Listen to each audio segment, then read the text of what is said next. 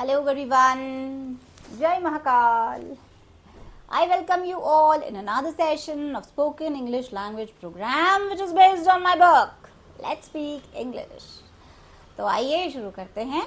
आज हम देखेंगे इंट्रोडक्शन के बारे में कि आप अपना इंट्रोडक्शन कैसे दे सकते हैं। How to introduce oneself, मतलब किसी को अपने बारे में अगर बताना हो तो वो किस तरीके से बताएगा। तो इसका जो पहला सेशन हम कवर करते हैं दैट इज़ हम बताते हैं कि हेलो, मैं अपना आपको इंट्रोड्यूस करना चाहूँगा या चाहूँगी, है ना। तो या फिर सिंपल मेरा इंट्रोडक्शन इस प्रकार से है। तो hello everyone, I would like to introduce myself, या फिर hello everyone, my introduction is.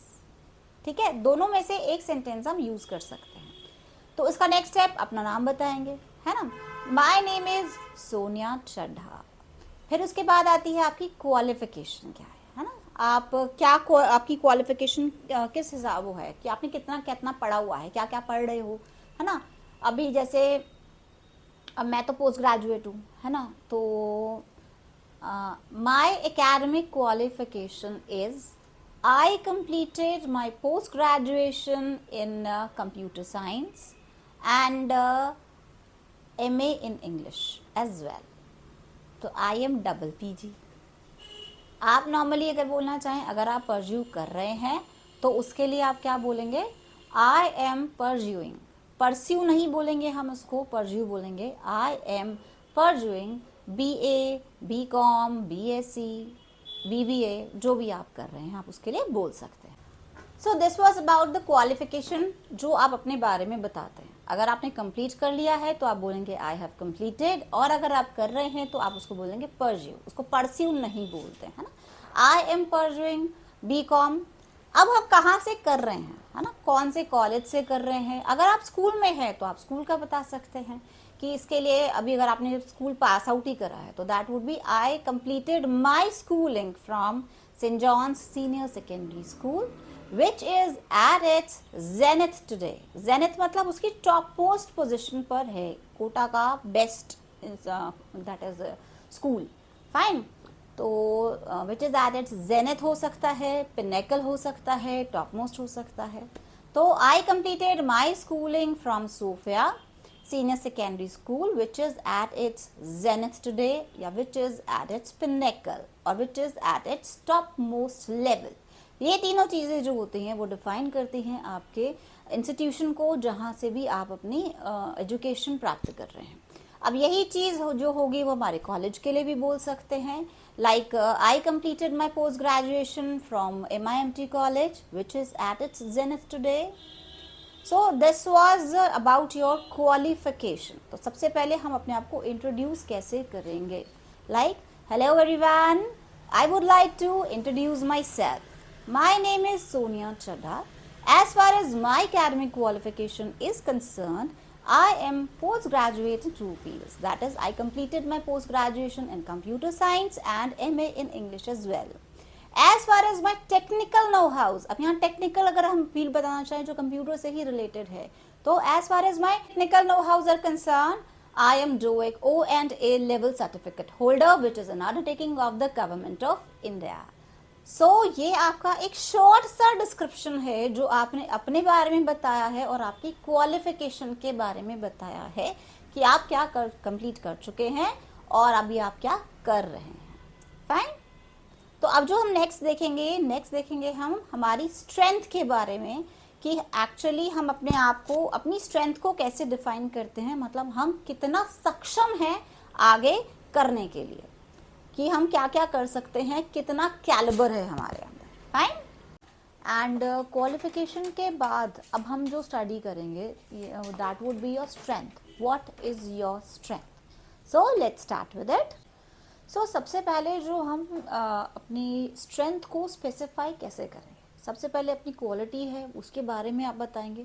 Strength का मतलब होता है कि आपके अंदर ऐसी कौन सी क्वालिटीज़ हैं जो जिससे कि आगे वाला इंप्रेस हो जाए, है ना। तो आपको क्या स्ट्रेंथ देती है, आपके अंदर ऐसी क्या क्वालिटी है। तो हम इसको बाइफरकेट करेंगे, लाइक स्पेसिफाइंग द क्वालिटी, एक पर्टिकुलर क्वालिटी क्या होती है, ठीक है। एंड फिर उसमें आता है कि आई एम, मैं कौन हूँ, मतलब अलग अलग तरीके से, क्योंकि वो पर्टिकुलर जो वर्ड होगा वो वर्ड अलग अलग तरीके से इसमें रिफ्लेक्ट होगा। ये जो वर्ड है वो अलग अलग तरीके से हम एक्सप्रेस कर पाएंगे, क्योंकि एक सही तरीका भी होना चाहिए एक पर्टिकुलर वर्ड का। जैसे कि परफेक्शन, परफेक्शन से वर्ड बनेगा परफेक्शनिस्ट, है ना। तो specifying the quality that is perfection, I am perfectionist, लेकिन उसके साथ हम आर्टिकल भी डालते हैं, उसमें ए आना चाहिए या एन आना चाहिए, है ना। तो आई एम अ परफेक्शनिस्ट, फाइन। तो सबसे पहली क्वालिटी जैसे मैंने आपको बताई, माई स्ट्रेंथ इज परफेक्शन, अगर हम बोलें तो ये चीज। नेक्स्ट अगर हम बोलेंगे आई एम परफेक्शनिस्ट, और तीसरा अगर हम आर्टिकल के साथ बोलेंगे तो हम बोलेंगे आई एम अ परफेक्शनिस्ट गाय और गर्ल। तो ये एक तरीके से हम स्पेसिफाई कर रहे हैं कि हमें किस तरीके से इस पर्टिकुलर वर्ड को रिप्रेजेंट करना है ना। उसमें मिस्टेक भी नहीं होनी चाहिए, जो प्रॉपर वर्ड है वो अच्छे से एक्सप्रेस भी हो जाना चाहिए। जैसे सुंदर है तो सुंदर से सौंदर्य बनेगा शब्द, है ना। उसी तरीके से परफेक्शन है, परफेक्शन क्या होता है, पूर्णतावादी, पूर्णतावाद, परफेक्शनिस्ट पूर्णतावादी, परफेक्शनिस्ट गाय, गर्ल और पर्सन, पूर्णतावादी व्यक्ति, व्यक्ति बॉय और गर्ल। तो पहली तो हमारी जो strength I that is your perfection. दूसरी स्ट्रेंथ आपकी आती है optimism. My strength is optimism. Optimism का मतलब होता है जिसका आशावादी दृष्टिकोण हो, जो पॉजिटिव सोचता हो, सकारात्मक सोच रखने वाला व्यक्ति इज ऑप्टिमिस्टिक, है ना। तो माई स्ट्रेंथ इज ऑप्टिमिज्म, आशावादी दृष्टिकोण। मैं ऑप्टिमिस्टिक हूं, है ना, मैं आशावादी दृष्टिकोण रखता हूं, तो that is I am optimistic. मैं एक ऑप्टिमिस्टिक व्यक्ति हूं, गर्ल हूं या बॉय हूं, that is I am N optimistic girl, I am N optimistic person. समझ आई बात। तो माई स्ट्रेंथ में क्या हुआ, माई स्ट्रेंथ इज ऑप्टिमिज्म, या फिर आई एम ऑप्टिमिस्टिक, या फिर आई am N optimistic guy, right. Third आपकी जो आती है दैट इज पंक्चुअलिटी। पंक्चुअलिटी का क्या मतलब होता है, जो समय का पाबंद हो, है ना, पंक्चुअल समय का पाबंद, और पंक्चुअलिटी समय की पाबंदता, ठीक है। तो my strength is punctuality, I am punctual, I am a punctual person, fine। तो अभी तक हमारी 3 क्वालिटीज हो गई। कौन कौन सी स्ट्रेंथ हो गई हमारी, first is your perfection, second is optimism, and third is punctual. Optimism है तो पंक्चुअलिटी।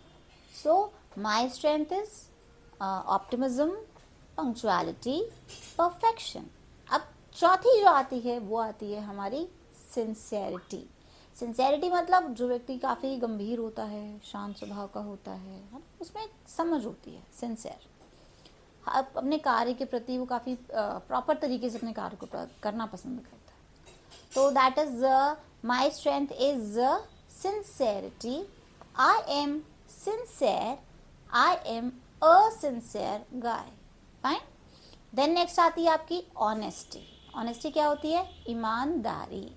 ईमानदारी मतलब जो व्यक्ति ईमानदार होता है ना। तो my strength is honesty, I am honest, और I am an honest person. And अब इसके बाद जो हमारी नेक्स्ट आती है that is my strength is my friendly nature. इसके लिए भी हम आगे वर्ड्स देखेंगे।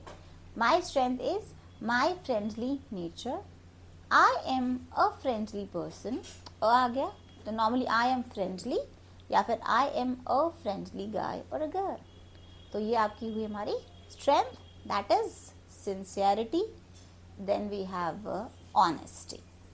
अब जो नेक्स्ट आपकी आती है दैट इज, जैसे फ्रेंडली नेचर मैंने आपको बोला, फ्रेंडली जो नेचर होता है उसके लिए भी हमारे पास वर्ड्स होते हैं, that is amiable, amicable and jovial. तो माई स्ट्रेंथ इज एमिकेबिलिटी, मतलब मेरा मित्रवत व्यवहार। जोवियलिटी का मतलब भी वही होता है, मित्रवत होना, दोस्ताना होना, एंड दैट इज एमिकेबल भी वही होता है, जो बहुत दोस्ताना खुश मिजाज व्यक्ति होता है ना वो. सो माई स्ट्रेंथ इज एमिएबिलिटी, एमिकेबिलिटी एंड जोवियलिटी. और इसमें I am amiable, I am amicable, I am jovial. और अगर आर्टिकल के साथ देखें तो I am an amiable person, I am a jovial person and I am an amiable person. तो a जो हमारा what you call that vowels होते हैं, vowel से पहले an आता है. ठीक है. तो नेक्स्ट जो आता है वो आता है हमारा enthusiasm. enthusiasm का मतलब होता है जोश से परिपूर्ण. जो व्यक्ति बहुत जोशीला होता है, बहुत अपने काम को करने के लिए ना बहुत फटाफट, मतलब proactive kind of a person होता है. प्रोएक्टिव भी एक क्वालिटी हो सकती है ना. तो that is my strength is enthusiasm. I am enthusiastic and I am an enthusiastic boy और गर्ल और गाय, एनीथिंग. फाइन. ये केवल आर्टिकल के साथ मैंने आपको बताया कि अगर एंथुजियाज्म है, ई आ रहा है तो एन लगेगा. तो my strength is enthusiasm, I am enthusiastic और I am an enthusiastic person. Next जो आपकी क्वालिटी आती है या आपकी जो स्ट्रेंथ आती है जो आप स्पेसिफाई कर सकते हैं, that would be calibre. My strength is my calibre. My हम इसीलिए यूज कर रहे हैं कि मेरा कैलिबर, मेरी क्षमता है ना. My strength is my calibre. I am full of calibre और I am a full of calibre person. Right. तो this is your calibre. So next हमारा आता है that is potential. My strength is my potential. Potential का मतलब भी वही होता है कि मुझ में कितनी क्षमता है काम करने की, है ना. मैं कितना ज़्यादा लोड ले सकता हूँ, इतना पोटेंशियल है मुझ में. तो my potential, I am full of potential और I am a full of potential person. Fine. Then potential के बाद जो हमारा नेक्स्ट वर्ड आता है दैट इज स्पीड. स्पीड में क्या होगा, that is my strength is my speed. Speed मतलब मेरी तेज़ी, काम करने की तेज़ी मुझ में बहुत है ना. आई एम स्पीडी, मैं बहुत फास्ट काम करने की ताकत रखता हूँ. और I am a speedy person. Fine. Then आता है my strength is promptness. Promptness मतलब होता है जो व्यक्ति बहुत कार्यकुशल होता है ना, उसको हम बोलते हैं प्रॉम्प्ट. बहुत प्रॉम्प्ट बंदा है. तो वो भी आपकी एक स्ट्रेंथ हुई ना कि आपके अंदर इतना कैलिबर है कि आप इतने प्रॉम्प्ट हो. राइट.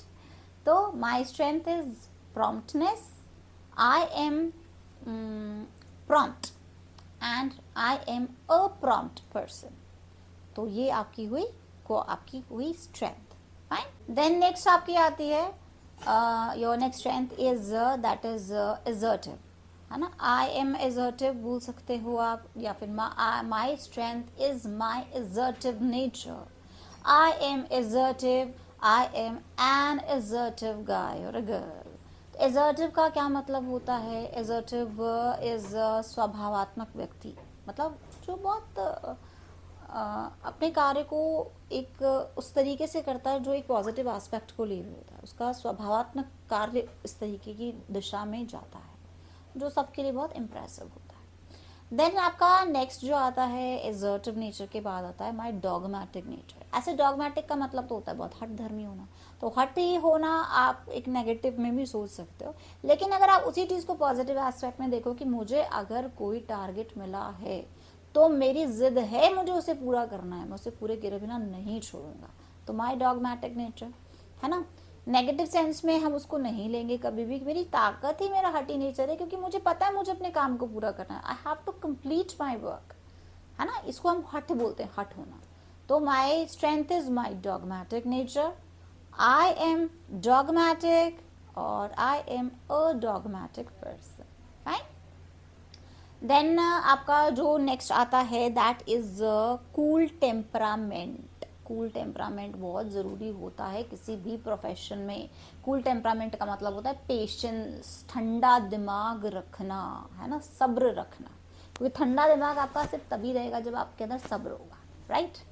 सब्र होना, पेशेंस होना बहुत ज़रूरी है. तो my strength is patience, my strength is cool temperament, क्योंकि कोई भी काम को अगर हम स्ट्रैटेजिकली परफॉर्म करना चाहते हैं तो उसके लिए हमको पेशेंस भी रखना पड़ता है, और हमारा जो कूल टेम्परामेंट मतलब होता है ठंडा दिमाग रखना, है ना, ठंडा दिमाग होना बहुत ज़रूरी है, क्योंकि गुस्से में हम करेंगे, एग्रेशन में आके करेंगे तो हम कोई काम कर ही नहीं सकते, right.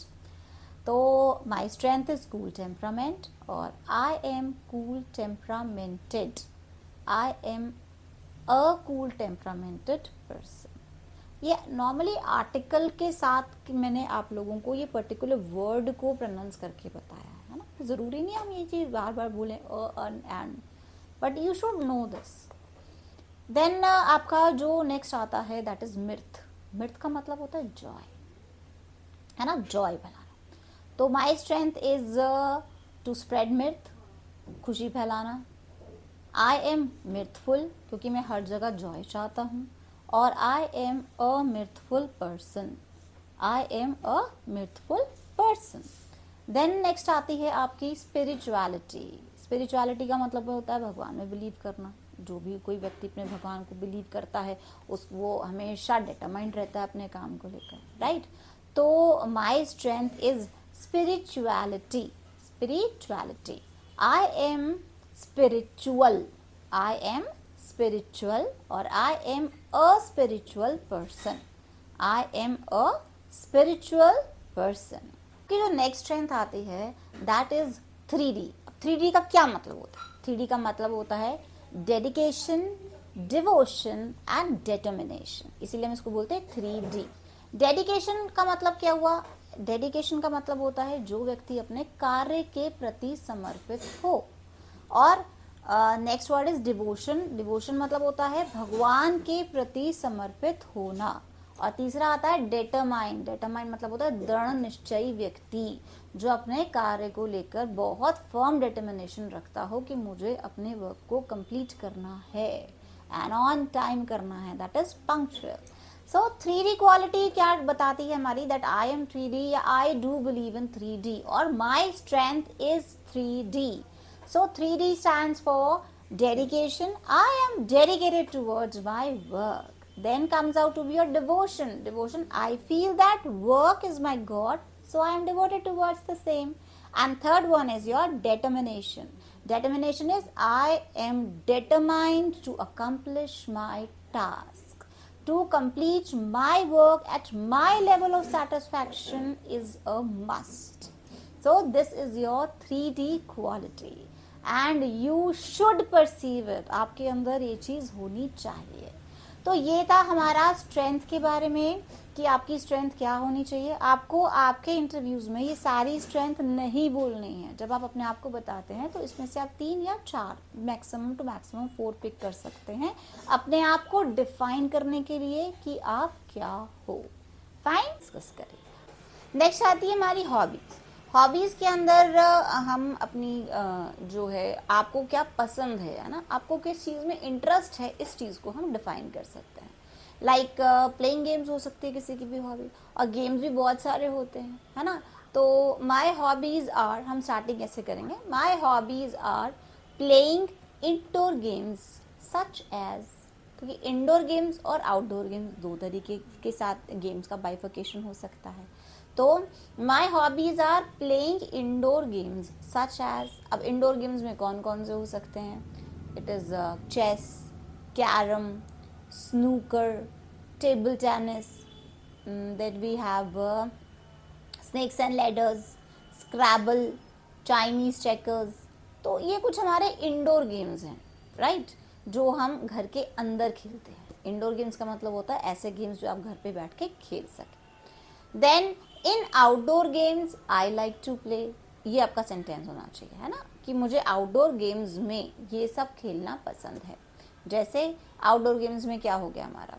Cricket, badminton, football, volleyball, basketball, then we have rugby, बहुत सारे गेम्स होते हैं आउटडोर गेम्स के लिए। And like hide and seek जो हम पहले खेला करते थे, गोल्फ, समटाइम्स जो भी आपकी इच्छा हो आप उसमें बता सकते हैं।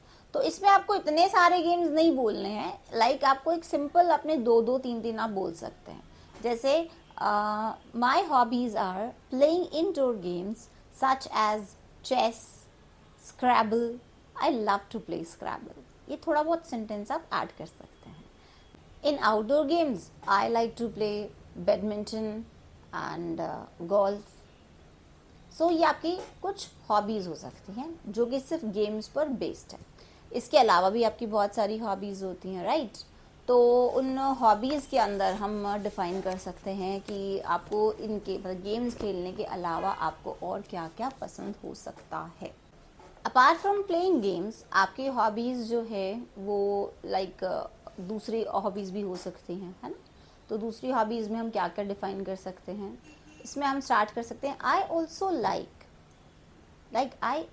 लाइक स्टैम्प कलेक्शन या कलेक्टिंग स्टैम्प्स. मुझे स्टैम्प कलेक्शन पसंद है. मुझे स्टैम्प्स अलग अलग जो कंट्रीज़ की स्टैम्प्स होती हैं उनको जमा करने का शौक़ है. कॉइन्स कलेक्शन, कॉइन्स को भी कलेक्ट करना, अलग अलग कंट्रीज़ की जो करेंसी होती है उसको कलेक्ट करने का शौक़ हो सकता है. Then I like instrumental music, vocal music, है ना, फोक म्यूज़िक. तो इस तरीके का कोई भी म्यूज़िक जो आपको पसंद हो वो आप बता सकते हैं. इंस्ट्रूमेंटल म्यूज़िक होता है जिसमें केवल इंस्ट्रूमेंट्स प्ले होते हैं, है ना, म्यूज़िक बजता है, वॉइस नहीं होती है. वोकल म्यूज़िक में आपकी जो है वॉइस होती है. फोक म्यूज़िक जो आपके कल्चर का हो, डिफरेंट कल्चर्स को भी जो आप फॉलो करते हैं उसका हो सकता है. या आप सिंपल तरीके से बोल सकते हैं I also like listening to music. Music को सुनना पसंद है मुझे. तो म्यूज़िक कौन सा हो सकता है? कोई भी हो सकता है. आपका इंस्ट्रूमेंटल हो सकता है, फोक म्यूज़िक हो सकता है, वेस्टर्न म्यूज़िक हो सकता है, कुछ भी हो सकता है. तो आप इसको स्पेसिफाई कर सकते हैं. Then apart from this listening to music आपकी और भी हॉबीज़ हो सकती हैं. Like I also like painting.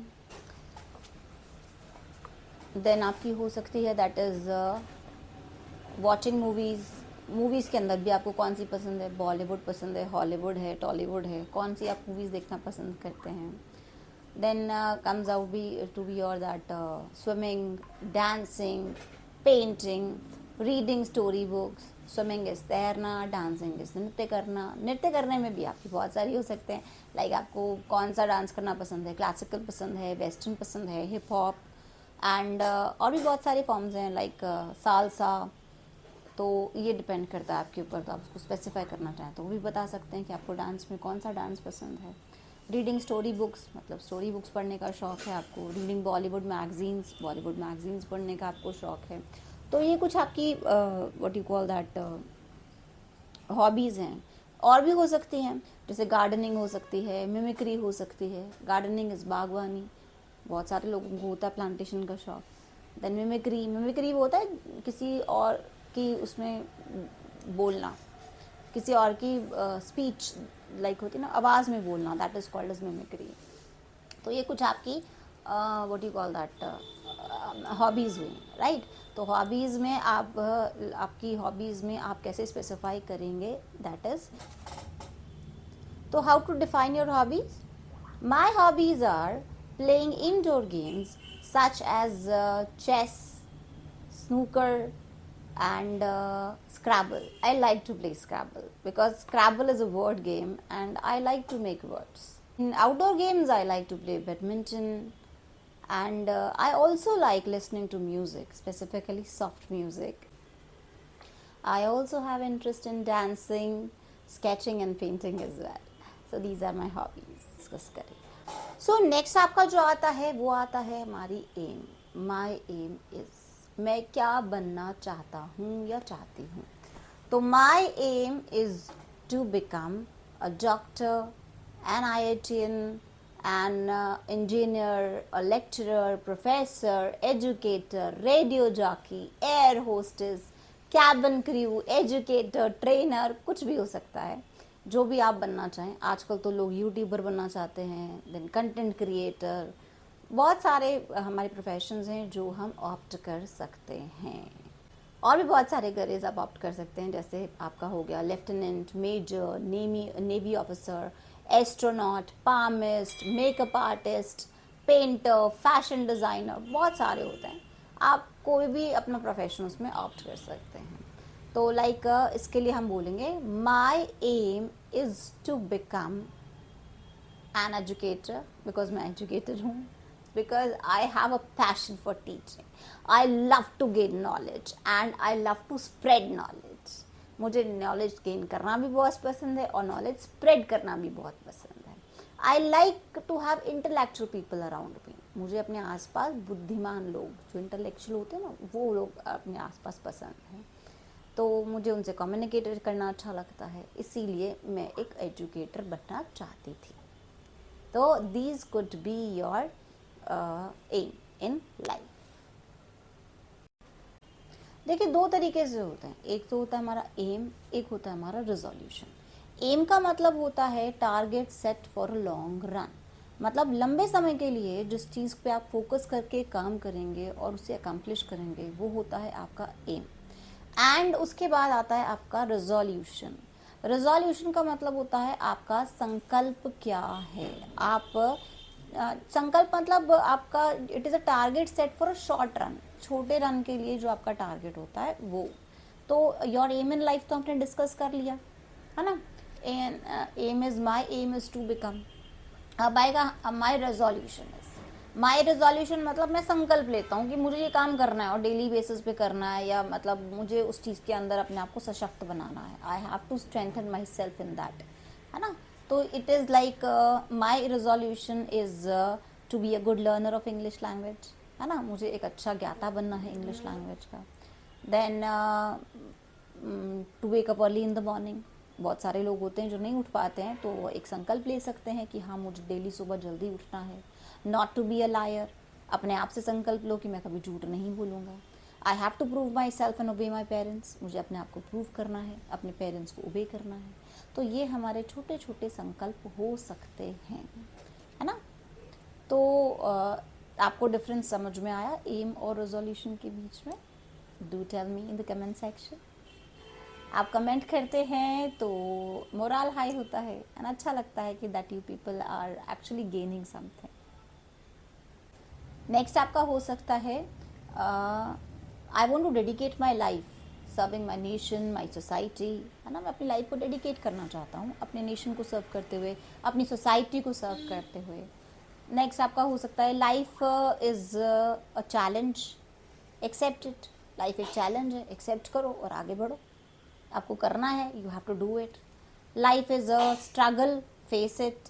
Life एक स्ट्रगल है, आप उसको फेस कीजिए, है ना. क्योंकि अलग अलग चैलेंजेस आपकी लाइफ में आते हैं, आपको फेस तो करना ही है और स्ट्रगल तो करना ही पड़ेगा. जो स्ट्रगल करता है वही आगे निखरता है, राइट. देन आपका आता है life is like an ice cream, so eat it before it melts. Life एक आइसक्रीम की तरह होती है, तो उसको जल्दी से खा लो इससे पहले कि वो पिघल जाए. मतलब अपनी लाइफ का हर एक मोमेंट एंजॉय करो. लाइफ का हर एक जो पल है उसको जियो, उसको वेस्ट मत करो. तो these could be your perspective in your life. अगर मैं अपनी लाइफ के लिए बोलूँ तो मेरा पर्सपेक्टिव लाइफ का, तो perspective in my life is I feel that life is a challenge, accept it and live your life to the fullest. That is life is like an ice cream, so eat it before it melts. So these could be your perspective in life and आप भी अपना एक अच्छा सा perspective हमेशा रखें अपनी life के प्रति. नेक्स्ट आपका पार्ट जो आता है which is the last part of your introduction is objective. What is your objective in life. आपके लाइफ में आपका ऑब्जेक्टिव मतलब आपका उद्देश्य क्या है, आप क्यों आए हो इस धरती पर है ना. तो क्या उद्देश्य है आपका, आप क्या करना चाहते हो. तो एक थोड़ा सा डिफरेंस देख लेते हैं हम कि एम, रिजोल्यूशन और ऑब्जेक्टिव के बीच में क्या मेजर डिफरेंस होता है. ऐसा कुछ नहीं है, मतलब लाइक एम जो होता है that is a target set for the long run. Then आपका रिजोल्यूशन जो होता है that is target set for a short run. Then आपका आता है what you call that objective. Objective जो होता है वो आपका होता है कि where you want to reach ultimately, finally आप कहाँ पहुँचना चाहते हो. तो my objective is to be a good person, एक अच्छा इंसान बनना. या आप बोल सकते हो कि I would like to be known for my efficiency, है ना, my hard work. My dedication, my laboriousness, आप कुछ भी बोल सकते हो उसके अंदर कि आपका मेन उद्देश्य क्या है, कि आप अच्छे तरीके से अपने सबको सर्व कर सको, एक अच्छे इंसान बन सको, ताकि आप अपनी अच्छाई के लिए जाने जाओ। मतलब ऑब्जेक्टिव का एक मीनिंग ये भी होता है कि लाइक आपका इमेज जो है आप क्या बिल्डअप करना चाहते हो। So this was all about your introduction. Hope you have understood about this introduction. How to introduce yourself. आप अपने आप को introduce कैसे करेंगे, and hope you are practicing this as well. Keep on practicing, जो मैं आपको हमेशा बोलती हूँ, बिकॉज जितना आप प्रैक्टिस करेंगे उतनी आपकी फ्लुएंसी इंक्रीज होगी. So keep on practicing and do take very good care of your self, because that is much more important. आपकी हेल्थ अच्छी होगी तो आप आगे भी ये सब कर पाएंगे. So keep on practicing to master your skills in English. See you in the next session. Till then, bye.